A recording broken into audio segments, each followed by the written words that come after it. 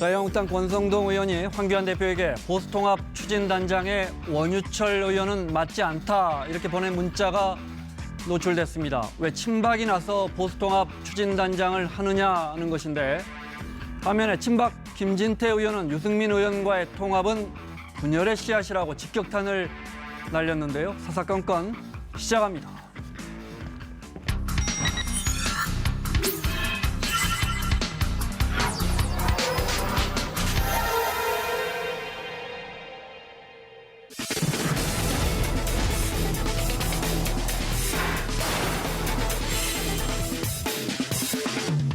검찰개혁, 선거개혁도 중요한 분수령을 맞이하고 있습니다. 합의가 이루어지지 않는다면 법이 정해놓은 패스트트랙 일정대로 법안은 처리할 수밖에 없습니다.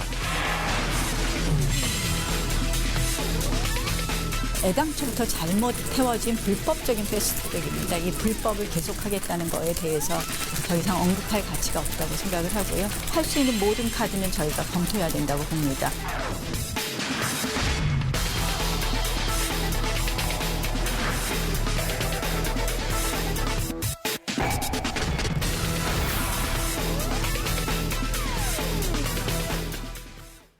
문희상 의장이 패스트트랙에 올려진 법안 12월 3일 이후에 본회의에 올려서 처리할 예정이라고 오늘 밝혔습니다. 12월에 뭔가 큰 태풍이 다가오는 분위기입니다. 부산 사상구의 자유한국당 장제원 의원, 충남 논산 계룡 금산에 민주당 김종민 의원 자리했습니다. 어서 오십시오. 안녕하세요. 20여일쯤 남았습니다. 12월 3일 이후에 이제 선거법, 공수처법, 또 검경 수사권 조정안 법안들 올려서 본회의에서 처리할 예정이다. 여기까지 나왔습니다. 문희상 의장이 예전에도 말씀하신 거 아니에요? 네, 3일 이후에 3일 가능하다. 이후에 하겠다라는 네. 말씀은 그동안 3+3 그 선거법이라든지 또 검경 수사권 조정, 이 검찰 개혁 관련돼 가지고 협상단이 꾸려져 가지고 진행을 하고 있는데 강기정 수석 좀 뭐 운영위에서 행패도 있었고 네. 뭐 그런 것들 때문에 좀 진도가 좀 빨리 안 나가고 있는 데 대해서 좀 더 이 협상을 촉진시키는 그런 말씀이 아니셨나 저는 생각합니다. 그러니까 이제 사실 뭐 그렇게 12월 3일 날 일방적으로 상정해서 표결을 할까요? 네. 그렇게 12월 3일 날 일방적으로 상정해서 표결을 할까요? 그런 뭐 측면도 있고요. 네. 물리적으로 이제 의장님으로서는 12월 3일 부의되면 60일 안에 상정을 이제 해야 되거든요.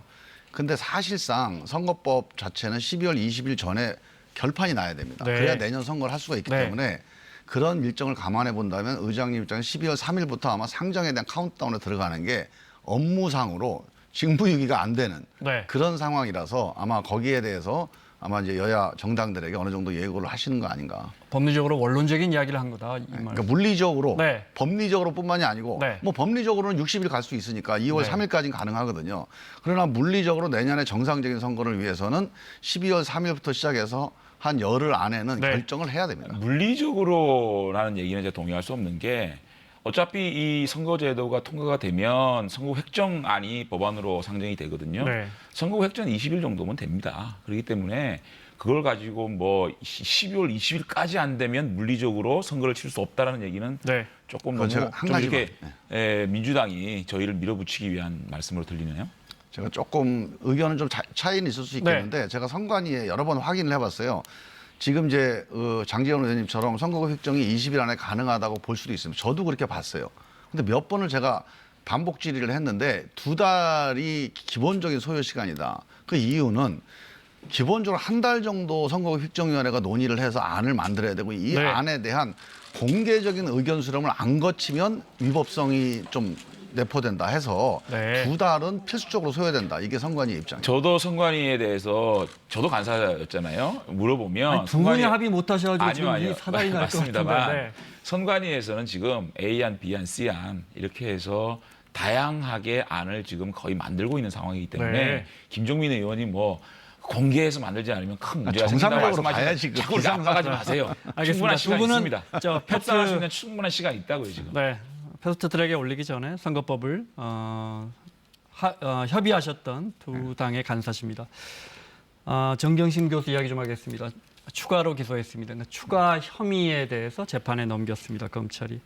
그중에 2017년에 이제 조 장관이 그때 민정수석 된 이후에 부인 정경심 교수가 지금 알려진 걸로는 WFM 실물 주식 12만 주를 차명으로 동생 이름으로 실물 주식을 갖고 있었다는 의혹이 하나 있고요. 네. 그다음에 다음 오늘 나온 것 좀 볼까요? 네.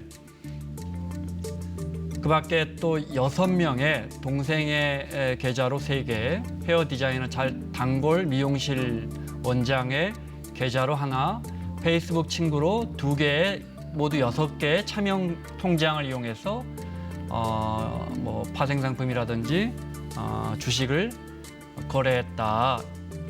이 부분에 대해서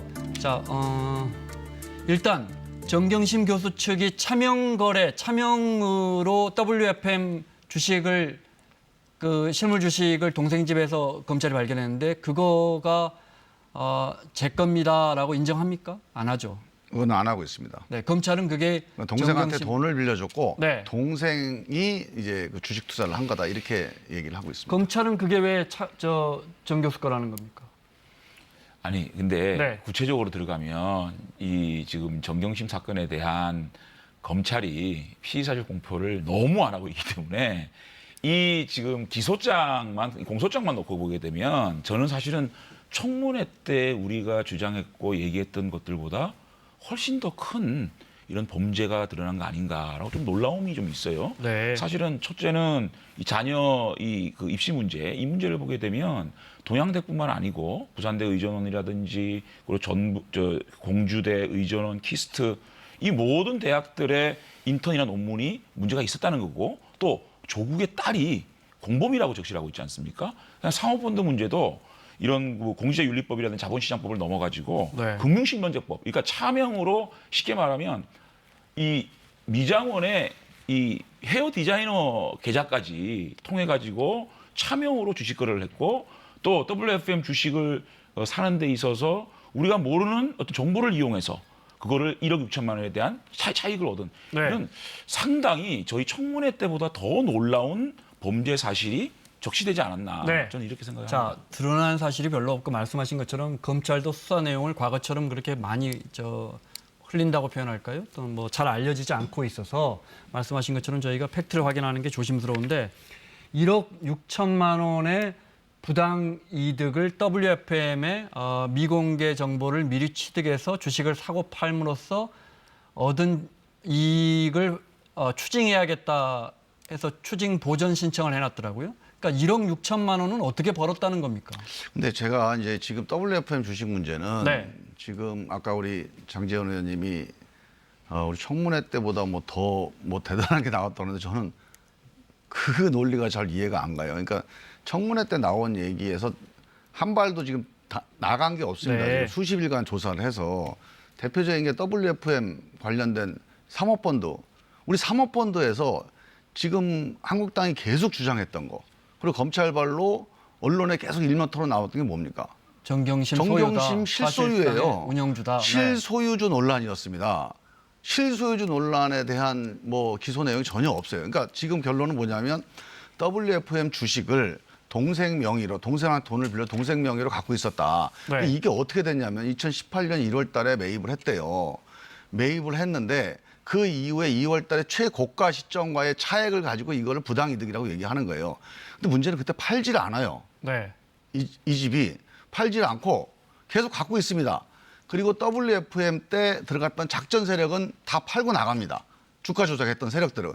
그러니까 결과적으로 이 사람들은 지금 휴지 조각 들고 있는 거예요. 네. 근데 이거를 그것이 정경심 예. 교수 것이든 동생 것이든 간에 그렇죠. 그래서 그 점에서는 처음에 언론이나 아니면 우리 한국당에서 제기했던 이게 사모펀드를 소유해서 이 사모펀드를 통해 주가 조작을 해서 부당이득을 취하고 심지어는 거기에 조국 수석이 민정수로 지위를 이용했다는 이 그림은 하나도 좀 들어가 네. 있지가 않은 거예요. 제가 말씀드린 거는 뭐냐면 조국 그 후보자가 그 당시에 부인마저도 자녀 입시에 대해서 전혀 몰랐다라고 얘기하지 않았습니까? 부인이 자녀의 입시 비리에 개입한 적이 없다. 그랬는데 그것이 문제가 있고 딸까지 공범으로 적시된 거. 네. 굉장히 제가 볼 때는 그 조국 수석이 부인을 몰랐든지 아니면 부인은 자녀 입시 비리에 개입이 돼 있다는 거예요. 아니, 지금 사모펀드 이야기라고. 그러니까 잠깐만요. 네, 그다음에 네. 사모펀드 문제도 이 미공개 정보를 이용해서 부당 이익을 취했다라는 게 적시가 되지 않았습니까? 네, 네. 청문회 때는 미공개 이 정보를 이용했다는 얘기는 없었거든요. 그런 부분이 추가로 우리가 밝혀진 부분이기 때문에 네. 저는 놀랍다는 거예요. 네. 그리고 요거- 차명 계좌를 이용했다는 게 네. 죄질 면에 있어서 보십시오. 이게 그 헤어 디자이너, 페북 친구, 그리고 자기 동생 이렇게 우리가 그다음에 페북 친구 얘기가 나왔습니까? 헤어 디자이너 얘기가 나왔습니까? 이런 분들의 계좌를 이용해서 부당 이익을 차명 계좌했고 네. 또 법무장관 후보자가 된 이후에도 계속 이거를 그래요. 했다는 네. 거 아닙니까? 그런데 그런 것들이 저 CG를 그냥 놔둬보세요. 우리가 지금 드러나지 않았던 게 나온 거 네. 아닙니까? 그런데 자. 그 790여의 돈이 오고 가고 계속 주식 투자도 하고 뭡니까 파생 상품 거래도 하고 선물도 샀던 것 같은데 그걸로 돈을 번 것 같지는 않아요. 자, 아까 저게- WFM처럼. 아니, 저게 돈을 뭐냐면요. 벌고 안 벌고 자, 물론 잘하세요. 차명거래 1억 자체가 6,400의 사실이라면 부당 이익을 얻었다고 네. 얘기하고 있습니다. 공소장에서는. 네, 네, 네. 법원에서 어떻게 판결할지 모르겠지만 부당 이익을 얻었고 지금 김종민 의원은 뭐 휴지 조각이라고 하지만 네. 1억 6,400을 얻었고 그리고 차명으로 그 거래를 했다. 이런 것들이 법무장관에 지명된 이후에도 했다는 거 아닙니까? 네. 어마어마한 자, 우리 일이죠. 이게 장재원 금배고. 의원님께서 자 하나씩 정리할게요, 네, 김 의원님. 자, 내가 두 가지. 장 의원님 그러니까 얼마의 자, 처음에 실질적인 미공개- 이윤을 얻었더라 그 사실 여부를 떠나서라도 일단 차명 거래를 했다는 거예요. 차명 거래와 미공개 정보를 이용했다는 네. 거 문제 제기하신 거죠. 네. 그다음에 두 번째 이제 차명 계좌. 네. 자, 첫 번째 이제 미공개 정보 문제는요. 우리가 언론이나 검찰에 나와서 발표하는 거 기소장에 써 있다고 다 죄가 아니고 그럼 재판할 필요가 없잖아요. 물론입니다. 아, 그럼요. 우리 장재원 의원님도 워낙 잘 아시잖아요. 아니 그런 거. 법원에서 결론이 제 나겠지만 얘기 공소장 들어보세요. 얘기하는 네. 겁니다. 자, 그래서 미공개 정보를 이렇게 얘기를 하시니까 제가 말씀드린 미공개 정보라는 게 뭐냐면요. 2018년에 주식을 샀어요. 이때 미공개 정보를 이용해서 차익을 얻을 주식을 샀다는 겁니다. 그런데 그 미공개 정보라는 게 WFM이 어디 공장 짓는 거거든요. 그게 2017년 12월에 홈페이지에 올라가 있던 정보입니다. 네. 이 홈페이지에 올라가 있던 정보를 미공개 정보라고 그래서 이걸 불법이라고 얘기하는 거는 이건 뭔가 문제가 심각한 거예요. 알려진 정보였다. 자, 이건 라는 게 아니고 이제, 네, 정교 두 수칙. 번째로는 공소장에 있는 걸 아니고라고 얘기하면 자, 이건 네, 법원 네. 가면은 네. 판가름 날 거니까 알겠습니다. 그때 네. 가서 좀 보자는 거죠. 네. 그다음에 두 번째로 차명 계좌 문제는 이 WFM 주식은 차명 계좌로 한 게 아니고 이거는 지금 이제 동생이 한 건데 네. 이걸 누나도 같이 했다고 차명으로 이제 기소를 한 거니까 이건 다툼이 있는 거잖아요. 네, 그러니까 이거 법원 지켜보죠. 가서 이제 판단해 보면 문제고 네. 지금 뭐 헤어 디자이너라든가 페북 친구 이거는 주변 지인들 이 사모펀드와 관련 없는 다 단타 매매들 개인 주식 투자였다는 네. 거예요. 물론 이것도 공직자의 부인이면 해서는 안 될 거지만 이게 지금 우리가 지금까지 특수부에서 수사할 그 2달 동안의 수사 내용은 아니었습니다. 이거는 뭘 증명하냐? 네. 털면 먼지 안 나는 사람은 없다. 그 얘기를 딱 입증해 주는 사실이에요. 이게 지금까지 우리가 논쟁했던 그런 범죄 사실이 아니거든요. 그러니까 누구든지 털면 네. 다 먼지라도 난다. 이거를 지금 증명해 주는 아니 거예요. 어떻게 검찰에서 물론 뭐 김종민 의원이 거의 변호사처럼 말씀하시는데 법원에서 이제 아니, 정경심 사실관계만 변호사가 얘기하는 거예요. 아니, 사실관계인지 네. 아닌지는 그건 김종민 의원의 주장이고요. 어쨌든 저는 공식적인 검찰의 수사 결과에 대한 공소장을 얘기하는 거고요. 금융실명제법 위반이라는 거 아닙니까? 지금 그다음에 공직자윤리법에 문제가 있다는 것이고 그리고 자녀의 입시 비리에 딸이 또 개입돼 있다는 것이고 그다음에 이 증거도 조작했다는 거 아닙니까? 그리고 자 조국 씨를 제외한 조국의 부인, 딸, 그다음에 동생, 조카 이 모두가 지금 공범으로 얘기하고 있는 거 아닙니까? 저는 공소장을 얘기하는 겁니다. 그 변호 부분은 또 법원에서 그런 식으로 알겠습니다. 변호를 하겠죠. 저는 제가 네. 보기에는 이 공소장으로 법원에서 유죄 판결을 받기는 쉽지 않을 거다. 그러니까 법원 판결을 우리가 기다려봐야 된다. 네. 지금 이렇게 이 공소장만 가지고 유죄를 예단하거나 단정하는 거는 좀 무리다 보는데 지금 딸 얘기 계속 하시잖아요. 딸이 지금 공범으로 적시된 내용이 뭔지 아세요?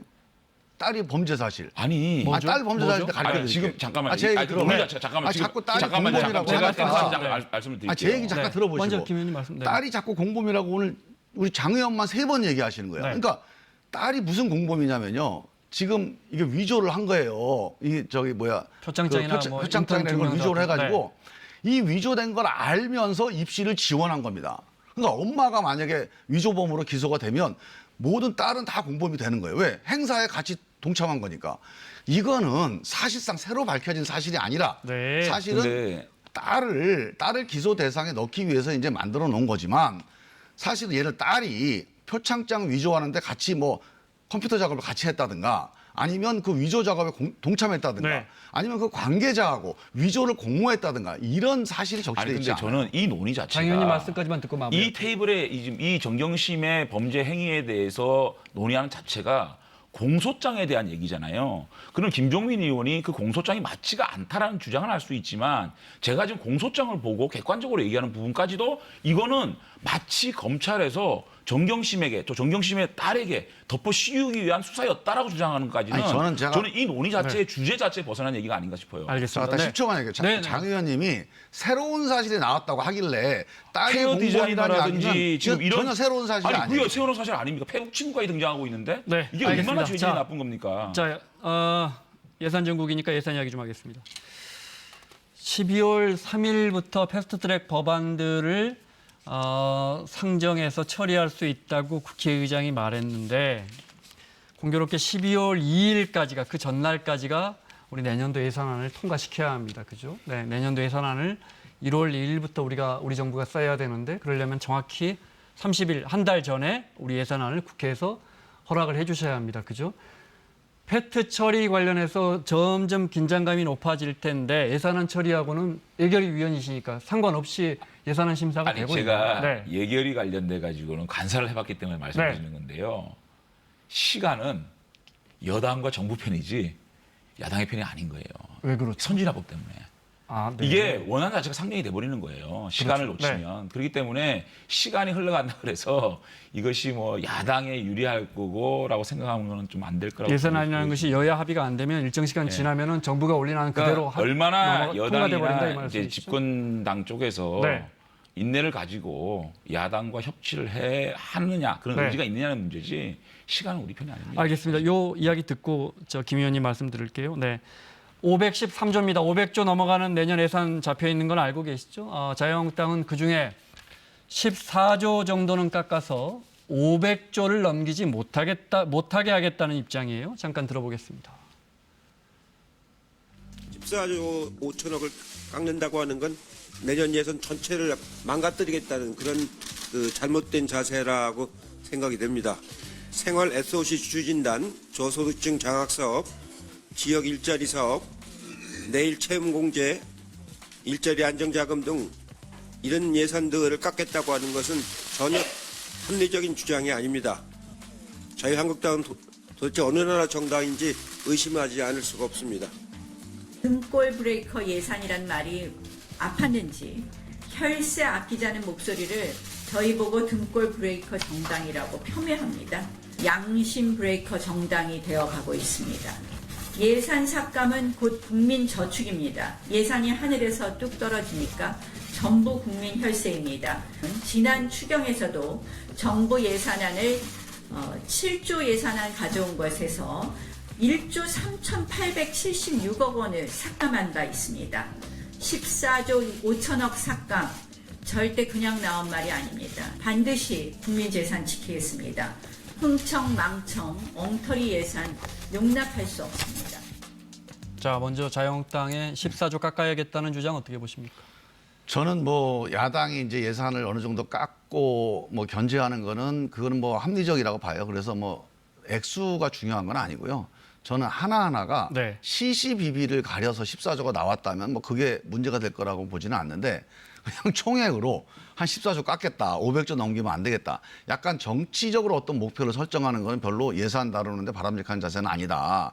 그런 점을 말씀을 드리고 네. 그런 게 아니라면 사안별 합리적인 문제 제기라면 전 여당이나 정부가 좀 상당히 좀 전향적이고 적극적으로 야당 네. 의견을 수용하는 게 맞다고 보고 근데 문제는 아까 지금 그 총론에서 나경원 대표가 말씀하신 것 중에 예산 절감은 국민 저축이다 이렇게 말씀하시잖아요. 이게 이제 표면적으로는 그렇게 들릴 수도 있어요. 근데 이거 잘못된 얘기입니다. 예산을 절감한다는 거 국민이 저축되는 게 아니고 우리가 재정을 이제 푼다는 거 하는 것은 단순히 돈을 낭비하는 게 아니에요. 이 돈이 시중에 풀림으로 해서 국민 생활이 좀 나아질 뿐더러 네. 경제가 돌아가게 하는데 큰 역할을 합니다. 재정이. 특히 경기가 안 좋을 때 지금 1%니 2%니 경제 성장률이 상당히 낮다고 하는 거 아닙니까? 이럴 때야말로 재정이 정말로 강력한 역할을 해야 될 때거든요. 이렇게 역할을 해야 될 때 만약에 재정이 안 풀린다. 그렇게 되면 이건 저축을 하는 게 아니라 우리 국민들의 이 경제 체질을 민생 체질을 아주 허약하게 만드는 마이너스라고 봅니다. 말씀하신 것처럼 정부가 푸는 대부분의 재정은 두 분이 더 잘 아시겠지만 대부분 국민들이나 기업의 소득으로 이어집니다. 네. 저 예결에 계시니까 예를 들어 이 예산 좀 보세요. 이걸 깎지 않으면 어떻게 합니까? 라는 게 있을까요? 네. 그런 거를 네. 제가 조금 따라서 말씀을 네. 드리고 싶은 거는 나경원 대표가 14조 5천억을 삭감하겠다는 얘기는 이 정부가 너무 재정 만능주의로 가는 거 아니냐. 자, 이 정부 시작할 때 420조로 시작했거든요. 네. 470조가 됐거든요. 513조입니다. 2년 만에 100조를 갖다가 예산을 팽창 재정을 하고 있거든요. 자, 네. 그런데 팽창 재정을 했는데 이것이 실질적으로 이 정부가 가장 중요히 생각하는 일자리 부분에서 효과가 났느냐. 지금 일자리가 작년까지 80조를, 올해까지 80조를 쏟아부었고 올해 25조입니다. 이 25조가 더 투입이면 105조거든요. 105조를 때려 붓고도 일자리는 왜 단기 일자리가 만들어지고 실제로 왜 일자리가 그렇게 30, 40대라든지 젊은 층에 이렇게 늘어나지 않았느냐라는 강조해서 그런 것도 비판하고 있는 것이고 제가 사실은 좀 제일 좀 삭감을 했으면 좋겠다고 싶은 부분이 일자리 예산이에요. 사실 취업 성공 패키지라든지 청년 수당이라든지 이런 그 일자리 예산에 쏟아붓는 예산이 실질적으로 현장에서 일자리화 되는 것이 아니거든요. 그런 부분을 오히려 좀 삭감을 하고 이번에 민주당이 주장하고 있는 고교 무상교육이라든지 이런 거 지금 1학년들만 빠져 있지 않습니까? 이런 것에 대해서 조금 더 투자를 하면 어떨까? 25조거든요. 25조 중에 1.5조 정도만 우리가 삭감을 하더라도 1학년까지 무상교육을 할 수 있는 부분이거든요. 오히려 고교 무상교육을 전체로 무상교육을 도입하는 것이 실질적으로 가계에 손익이 될 수 있는 지점이니까 저는 그런 것을 좀 작년이 23조였거든요. 자, 여기 23조에 저희들이 좀 삭감을 해가지고 한 21조 정도 됐는데 그 정도만 4조 정도 삭감을 하면 어떨까? 저는 제가 만약에 이번에 다시 간사를 했다면 일자리 예산 정도 작년 수준으로 동결하니 어떨까? 좀 이렇게 좀 대신에 주장하고 싶습니다. 고교 무상교육 같은 건 그렇습니다. 점진적으로 실시하기로 했는데 이런 거 그러니까 2, 3학년만 해대를 보지 않습니까? 1학년들이 사실 1학년 학부모가 제일 돈이 많이 들어요. 신입생이 되면 뭐라도 좀 바꿔줘야 되는데 그런데 1학년만 딱 지금 무상교육이 안 되고 있거든요. 그래서 그런 것들을 좀 한국당이 이제 어떨까 싶어요. 좀 진작에 고교 무상교육에 동의를 해주셨으면 당연히 예산에 대한 합의만 됐으면 충분히 갈 수 있는 건데 예산을 일단 우리가 부분 무상교육으로 합의를 다 해놓고 이건 지방재정하고 밀접히 연관돼 있어서 하루아침에 뚝딱 방망이 두드린다고 되는 일이 아니었거든요. 그런 점 때문에 생긴 일이니까 지금이라도 한국당이 이제 고교 무상교육을 좀 전향적으로 해주시면 내년 예산은 좀 빨리 집행이 될 수 있도록 할 수 있겠다는 생각이 들고요. 저는 일자리 예산에 대한 장제원 의원의 비판에 상당히 전 동의하는 바가 있습니다. 왜냐하면 일자리는 기본적으로 정부에서 만들어내는 게 아니고 시장이 만들어내는 거예요. 정부가 일자리 예산을 쏟는 이유는 이게 일자리를 주도해서가 아니라 시장의 일자리 창출 능력이 취약해져 있는 상태에서 어떻게든지 이걸 보완하고 이 밑으로 떨어지지 않도록 밑받침하는 역할인데 사실은 좀 더 효율적으로 쓰려면 이 돈 모아가지고요. 이렇게 찔끔찔끔 일자리 예산을 쓰지 말고 모아서 이 일자리 안전망 구축으로 예산이 투입돼야 됩니다. 그래서 직업교육이라든지 우리가 실업되면 보통 한 2년 정도는 자기가 전에 받았던 임금의 한 7, 80%는 받고 2년 동안 새로운 직업 교육을 받아서 거의 전문대 수준의 교육을 받아서 전문직에 다시 재취업할 수 있는 이게 선진국이에요. 유럽은 다 이렇게 돼 있어서 해고됐다고 자살하거나 해고됐다고 온 집안이 근심거리가 되는 그렇지 않습니다. 선진국은 그러니까 보통 한 1, 2년 정도 시간을 벌죠. 그래서 이 일자리 안전망 예산 이게 한 1년에 한 6조 정도 들어가요. 자, 이거를 우리가 10년만 하자. 그러면 대한민국 선진국 가는데 이 문제에 대해서 정말 한국당과 그동안 여러 번 얘기를 했는데 한국당이 이 문제에 대해서 동의를 해주시면 저는 일자리 이런 개별 예산들 모아서 이런 쪽으로 좀 통 크게 일자리 안전망으로 가자. 이렇게 좀 했으면 좋겠어요. 정말 저는 오늘 뭐 일자리 예산 25조 관련돼서 구조조정이 필요하고 좀 다른 방식으로 좀 일자리 지원이 일자리 안정 자금이라든지 이런 것 지원돼야 된다는 말씀에 동의를 해서 고맙고 제가 지금 일자리 문제에 대해 할 말이 너무 많은데 시간이 없어서 못 하고 네. 저 무상교육 얘기 잠깐만 할게요. 이게요. 작년에도 3학년부터 시작하지 않았습니까? 이거는 지금 일선 교육청하고 교육부가 서로 매칭을 통해서 45대 45대 2로 하거든요. 그러면 이거를 가지고 지금 합의가 돼서 안 된다 그러면 1학년분, 현재 1학년분만 특별회계로 만들어주면 되는 거예요. 충분히 아까 일자리 예산을 가지고 구조조정을 하고 그 예산 일부 1조 5천 정도만 우리가 특별회계로 이번 한 해에 걸쳐서 1학년만 지원을 한다 그러면은 충분히 구현할 수 있는 네. 문제인데 이거에 대해서 내가 유은혜 장관한테 공개 질의를 했습니다. 그런데 지금 교육청과의 합의 때문에 김종민 의원 말씀대로 안 된다고 하는데 저는 충분히 네. 작년에 고3 그 무상교육 했듯이 지금 1학년을 올해만 해서 하게 되면 내년은 당연히 1, 2, 3학년 다 할 수 있지 않습니까? 그러니까 충분히 구현할 수 있는 거다. 네, 이런 말씀 좀 드리고 알겠습니다. 싶어요. 자, 다음 소식 잠깐만요. 정의당이 오늘 대검을 항의 방문했는데요. 왜 갔을까요? 잠깐 보겠습니다. 윤소아 원내대표와 오른쪽에 추혜선 의원, 여영국 원내대변인 등이 오늘 패스트트랙 수사 왜 하지 않느냐, 본격적으로 하지 않느냐 대검에 항의 방문을 갔습니다. 엄정한 법 집행을 늘 강조해왔던 검찰이 왜 자유한국당의 이 피의자들에게는 이렇게 머뭇거리는지 되묻고 싶습니다.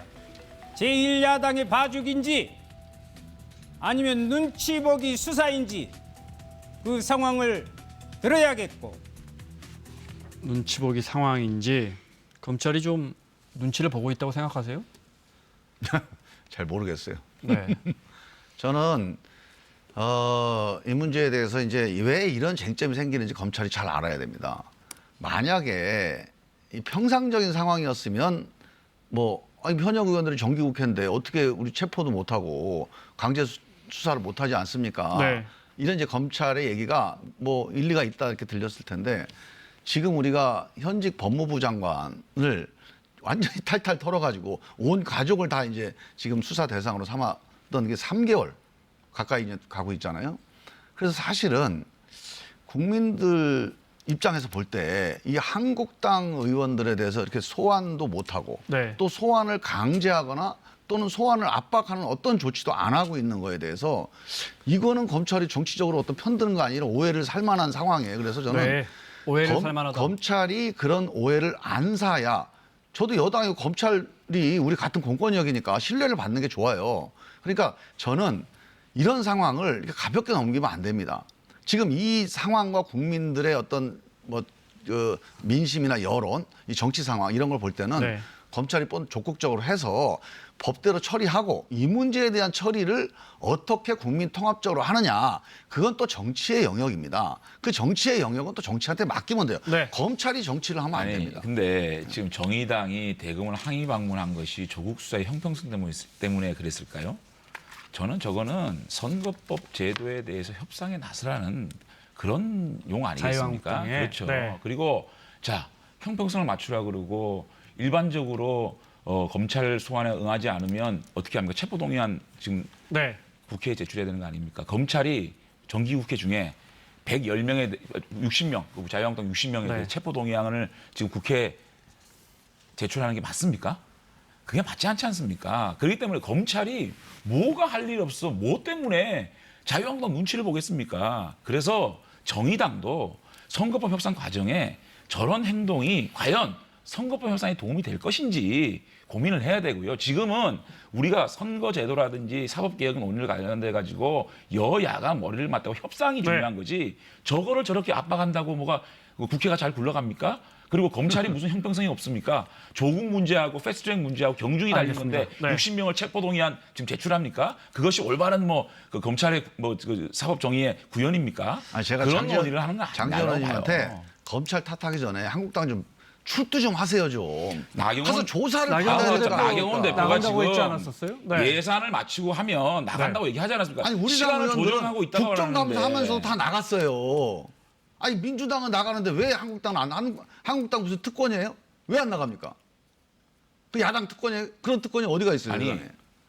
김종민 아니 그런 걸 나가면서 뭘 네, 얘기를 장 의원님 해야지. 네. 아니 나 답답해 아니, 죽겠어 진짜. 아니 근데 패스트트랙 관련돼 가지고 저희는 원천적으로 패스트트랙 자체가 사보임부터 시작해서 불법이기 때문에 불법이라고 얘기하고 있기 때문에 저 소환이 안 하는 겁니다. 그거대로 그런데 법으로 따지고. 당 지도부가 지금 그 패스트트랙 관련돼가 수사에 응하겠다는 거 아닙니까? 네. 그럼 응하고 나면 자연스럽게 지금 의원들이 가는데 지금 야당이 해야 될 일이 한두 가지입니다. 국정감사부터 시작해서 예산부터 시작해서 해야 될 일이 많은데 지금 이 문제에 나가지 않고 그렇게 다그치는 것이 장재원 의원님. 자, 그렇게 다그치는 것이 지금 그만하시죠. 제대로 된 정치입니까? 장재원 의원님. 네. 정치는 자, 정치에 풀자면서요. 저는 진짜 그런데 그거를 패스트트랙에 경찰이 출동했다고 그거를 이렇게 야당을 공박하면 그것이 협치를 하자는 야당 여당의 자, 자세입니까? 마지막 주제 저는 가시죠. 한 가지만 왜 제가 이렇게 이거를 강조해서 말씀을 드리냐면 야당을 처벌하자 말자 이런 취지가 아니에요. 저는 지금 국회가 입법기관이에요. 입법기관의 국회의원들이 정해진 법이 자기 마음에 안 들더라도 지켜야 되는 게 입법기관의 임무입니다. 그런데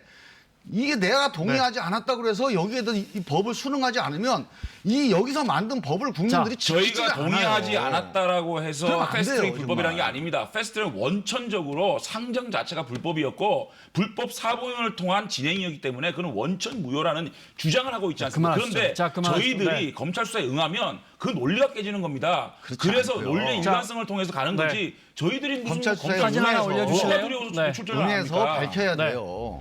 자, 그거를 참 뭐- 시간 때문에 뒤에 출연자분들 기다리시니까. 아니 지금 대한민국에서 그만하시죠, 검찰이 비면. 소환하는데 네. 안 나가는 게 야당 국회의원 누가 정기국회 있습니까 때 지금? 정기국회 때 출두를 요구하는 것이 또 그 다른 특권이 얘기입니다. 어디가 있어요 네. 세상에. 자, 권성동 국정감사하고 의원이 있는데 그러면 황교안 국회의원 대표에게 보고 조사받으러 나오라 그래요? 보낸 아니, 한번 갔다 문자가 오면 되지. 이게 확대가 시간 안 얼마 안 됐습니까? 걸려요. 이게 해야 되는 소리를 해야지. 황교안 대표에게 권성동 의원이 자꾸 월권적인 발언을 드리게 돼 송구합니다. 자, 보수 통합 추진단장으로 원유철 의원은 아닌 것 같습니다라는 문자를 보낸 거예요. 이제 원유철 의원은 이제 친박 쪽에 가까운데 지금 유승민 의원 쪽과 통합해야 하는데 원유철 의원이 저 가교 역할을 하겠느냐 이런 뜻으로 보여요. 네. 권성동 의원 문자 메시지까지 제가 뭐 왜 저렇게 보냈는지 네. 모르겠지만 어쨌든 지금 논의하고 있는 통합 추진이 과연 네. 지향점은 뭔지 그리고 또 통합을 임하는 진지한 자세가 어떤 것인지에 대한 네. 그런 조금 더 우리가 고민을 좀 더 해봐야 될 것이고 또 통합의 대상 중에서 자유한국당이 사실상 제일 큰 집이지 않습니까? 이 큰 집이 더 내려놓지 않으면 그것은 통합의 시너지가 작아질 수밖에 없거든요. 그러면 상대를 더 배려하고 상대를 위해서 더 내려놓을 수 있는 그리고 여기서 공천 얘기나 지분 얘기가 나오는 순간 저는 통합은 끝이라고 생각하거든요. 네. 그래서 한 발 한 발 조심해서 네. 또 통합을 추진하는 주체가 좀 더 국민의 공감받을 수 있는 네. 그런 분들로 구성되어야 하지 않느냐라는 권성동 의원의 충정이 아닌가 저는 이렇게 생각합니다. 하나만 간단하게 지금 시간을 저희가 다 써버렸는데 김진태 의원이 황교안 대표에게 유승민 의원 통합은 분열의 씨앗이 될 것이다. 이렇게 되면 확실한 우리 집토끼가 화가 나서 투표장에 안 나갈 수 있다. 이건 어떻게 보십니까? 통합 관련된 당내에 여러 가지 얘기가 있을 수밖에 없죠. 그리고 저희들이 추구하는 것이 포괄적 이념 정당이거든요. 네. 이념의 스펙트럼을 넓혀서 국민들의 선택지를 많이 가져올 수 있게 하는 것이 통합이기 때문에 또 좀 더 우측에 계시는 분이 계시고 좀 더 중도로 나가야 된다는 네. 분이 계시기 때문에 그런 다양한 논의 속에서 통합을 또 큰 물꼬를 터 나가야 되는 게 지도부의 리더십이 아닌가 싶습니다. 남의 집 이야기라. 남의 집 얘기라 좀 네. 짧게 그 원유철 의원보다는 장재원 의원을 추진단장 시켰으면 아마 잘 굴러갔을 것 같아요. 네, 마무리가 훈훈합니다. 자유한국당 장재원 의원, 민주당 김종민 고맙습니다. 의원과 함께했습니다. 다음 주에 뵙겠습니다. 고맙습니다.